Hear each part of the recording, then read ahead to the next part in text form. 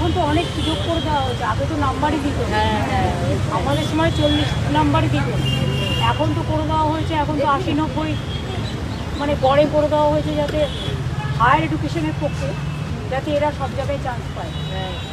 আর CBSE ICSE বেশি number দিবে, এবার আমাদের ছেলেমেয়েরা যদি ভালো নাম্বার না পায় তাহলে তারা ন্যাশনাল কম্পিটিশানে কী করে যাবে। হ্যালো ফ্রেন্ডস, ওয়েলকাম জানাচ্ছি আমার ইউটিউব চ্যানেলে সবাইকে। চলে এসেছি আপনাদের জন্য আরও একটা নতুন ভিডিও নিয়ে। উচ্চ মাধ্যমিক রেজাল্ট 2025 কেমন হতে চলেছে, উচ্চ মাধ্যমিক রেজাল্ট তার কি আপডেট চলে আসছে, এবং উচ্চ মাধ্যমিক রেজাল্টে কটা সাবজেক্টে পাস করতে হবে, এবং কলেজ ভর্তির জন্য কটা সাবজেক্ট বা কোন কোন নাম্বারগুলো দেখা হয়, এবং তার সাথে কিছু কিছু সাবজেক্ট লাইক অ্যাকাউন্টেন্সি বলো, যেখানে তোমাদের পরীক্ষা ভালো হয়নি বাট অ্যাকাউন্টেন্সিতে যদি তোমাদের অকৃতকার্য বা ফেল আসে তাহলে কি তোমরা কমার্সে অনার্স পাবে, পুরোটা শেয়ার করছি আজকের এই ভিডিওটায়। যা নতুন এসে তাদের রিকোয়েস্ট করলাম প্লিজ সাবস্ক্রাইব করবেন, সঙ্গে থাকবেন সমস্ত আপডেট সবার আগে পাওয়ার জন্য। জানিয়ে দিই 2025 সালের যে উচ্চ মাধ্যমিক রেজাল্ট সেটা আসতে চলেছে 50 দিনের মাথায় আসতে চলেছে, অর্থাৎ 7 তারিখে ঠিক 12:30টার সময় অ্যানাউন্সমেন্ট করা হবে উচ্চ মাধ্যমিকের রেজাল্ট, এবং তোমরা দুপুর 2টো থেকেই দেখতে পাবে তোমাদের উচ্চ মাধ্যমিক বা এইচএস এর এবছরের রেজাল্ট। এবছর প্রায় 5,09,000 স্টুডেন্টসরা পরীক্ষার জন্য অ্যাপিয়ার হয়েছে। যা আপডেট চলে আসছে রেজাল্টের বা নম্বর বা মার্কসের কি আপডেট আসছে, এই বছরে কিন্তু যে প্রিভিয়াস ইয়ারের রেকর্ড ব্রেক হতে চলেছে, অর্থাৎ প্রিভিয়াস ইয়ারে যে 40%-এর কাছাকাছি স্টুডেন্টসরা 60% মার্কস পেয়েছিল, এই বছরে যা আপডেট আপ টু 50%-এর ওপর স্টুডেন্টসরা কিন্তু ফার্স্ট ডিভিশন পেতে চলেছে, এমনটাই ভালো নাম্বার আসতে চলেছে।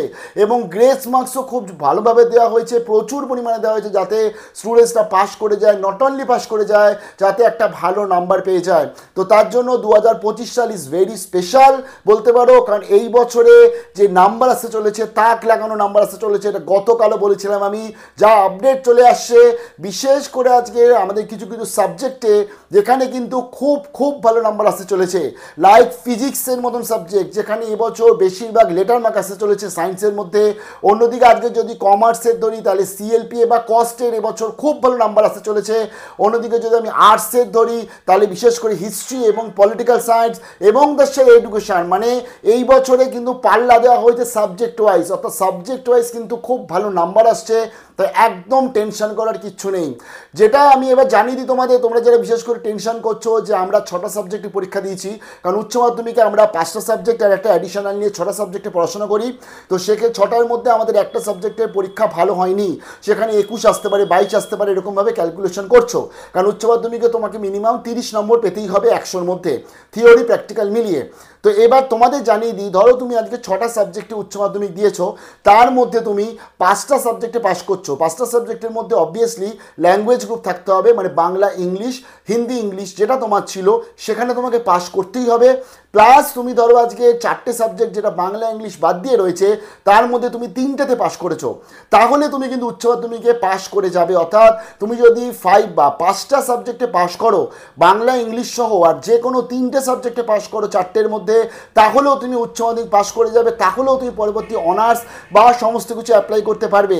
তখন যেটা হবে, যে তোমার মেন সাবজেক্টটা ছিল, ধরো তুমি আজকে ফিজিক্স, কেমিস্ট্রি, ম্যাথ, বায়োলজি ছিল, বেঙ্গলি, ইংলিশ ছিল, বাংলা ইংলিশে পাস করেছো, অন্যদিকে তুমি ফিজিক্স, ম্যাথামেটিক্স, বায়োলজিতে পাস করেছো, কেমিস্ট্রিতে পাস করতে পারোনি বা কেমিস্ট্রি নাম্বারটা অপেক্ষাকৃত অনেক কম এসছে, সেই ক্ষেত্রে তোমার বেস্ট অফ 5-এর মধ্যে কিন্তু চলে আসবে Bangla, English, physics, math, biology, আর কেমিস্ট্রিটা তখন হয়ে যাবে তোমার অ্যাডিশনাল।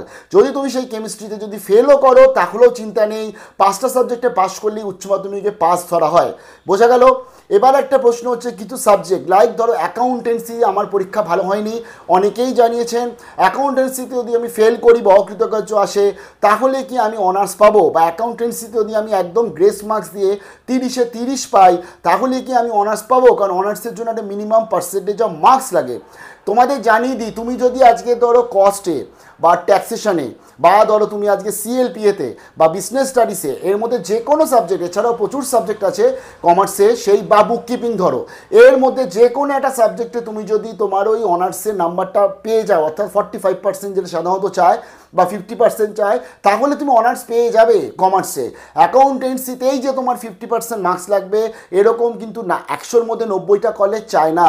90টা কলেজই বলে দেয় যদি তোমার CLPA থাকুক, কস্ট ট্যাক্স থাকুক, বা তোমার ধরো আজকে বিজনেস স্টাডিজ থাকুক, বা বুক কিপিং থাকুক, বা বিজনেস ইকোনমিক্স থাকুক, তুমি এর মধ্যে যে কোনো একটা সাবজেক্টে তোমার যদি আজকে 45% নম্বর বা 50% নম্বর থাকে, তাহলেই তুমি অনার্সের জন্য অ্যাপ্লাই করতে পারো। এবং এই ক্ষেত্রে তোমাদের যেটা হবে, যদি অ্যাকাউন্টেন্সি রেজাল্টে ধরো ফেল এলো বা অ্যাকাউন্টেন্সি রেজাল্টটা কম এলো এবং অন্যান্য যে তোমাদের বাকি যে 5টা সাবজেক্টে ভালো এলো, তখন অ্যাকাউন্টেন্সিটা হয়ে যাবে তোমাদের অ্যাডিশনাল। আর 5টা সাবজেক্ট যেটা ধরো like Bengali, English, cost and taxation, CLPA আর ধরো বিজনেস স্টাডিজ, এই 5টা সাবজেক্টে তখন তোমাদের বেস্ট অফ 5 হয়ে যাবে। এমনও জানিয়ে দিই, অনেক কলেজ আবার 5টা সাবজেক্টের রেসপেক্টে ভর্তি নেয় না, মেরিট ক্যালকুলেশন করে না। অনেক কলেজ কিন্তু বেস্ট অফ 4-এতেও ভর্তি নেয়। তো তার জন্য চিন্তা করার কিচ্ছু নেই, খুব খুব ভালো হতে চলেছে। এবং এবছর তাক লাগানো রেজাল্ট হতে চলেছে। এবছর গেস্ট মার্কসও খুব ভালো দেওয়া হয়েছে, যাতে পার্সেন্টেজ অফ স্টুডেন্টসরা পাস করে, নট অনলি পাস, যাতে তারা খুব ভালো নাম্বার পেতে পারে। তাই যারা যারা একটা বিষয় নিয়ে টেনশন করছিলে এখন অবধি, এই ভিডিওটা দেখার পর আশা করি তোমাদের টেনশন একটু কম হয়েছে। তাই ভিডিওটা শেয়ার করো বন্ধুবান্ধবদের কাছে, কারণ যারা এই বিষয় নিয়ে টেনশন করছে, মেবি হতেই পারে শরীর খারাপ হয়ে গেছে, বা ধরো তুমি অসুস্থ হয়ে পড়েছিলে, বা ধরো কোনো না কোনো কারণের জন্য যেগুলো প্রিপারেশন করে গেছো। কারণ একটা পরীক্ষা দিয়ে মানুষের লাইফকে বা বিশেষ করে এডুকেশনাল লাইফকে কোনোদিন জাজমেন্ট করা যায় না, কেউ জাজ করতে পারে না। তো সেই ক্ষেত্রে দাঁড়িয়ে হতেই পারে একটা স্টুডেন্টসের একটা পরীক্ষা খারাপ হতেই পারে, এটা কোনো প্রবলেম নেই। আর যদি 6টার মধ্যে 5টায় পাস করো, একটায় ফেল করো, তবুও তুমি অনার্স পেয়ে যাবে, তবুও তুমি যে কোনো প্রফেশনাল কোর্স করতে পারবে। আর তোমাকে এইচএসের যে রেজাল্ট আসবে সেখানে পাসই থাকবে রিমার্কসে। ভালো থাকবে, বেস্ট অফ লাক।